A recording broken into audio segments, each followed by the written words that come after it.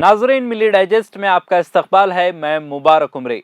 पाकिस्तान के सूबे बलूचिस्तान में जुमा को एक मस्जिद के करीब होने वाले जोरदार बम धमाके में कम से कम 52 अफराद हलाक और 130 से जायद जख्मी हो गए।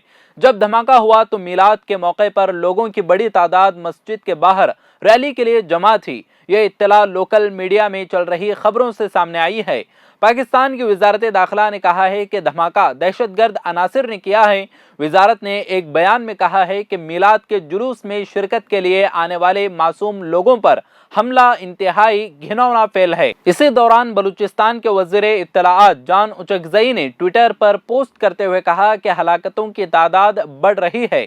दुश्मन बैरूनी सरपरस्ती में बलूचिस्तान में मजहबी रवादारी और अमन को तबाह करना चाहता है। ये धमाका नाकाबिले बर्दाश्त है। मुस्तौं के असिस्टेंट कमिश्नर अताउल मुनीम ने बताया कि मदीना मस्जिद के करीब होने वाला धमाका बहुत जोरदार था। धमाके में कम से कम 52 अफराद हलाक और 130 से ज्यादा जख्मी हुए।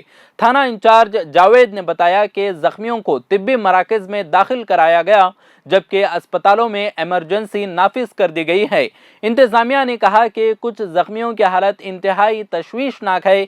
धमाके में हलाक होने वालों में एक डिप्टी सुपरिटेंडेंट ऑफ पुलिस भी शामिल हैं। वर्सक के सुपरिटेंडेंट पुलिस मोहम्मद अरशद खान ने तस्दीक की कि खैबर पख्तूनख्वा एफसी की महमद राइफल्स रेजिमेंट की एक गाड़ी को हमले में निशाना बनाया गया।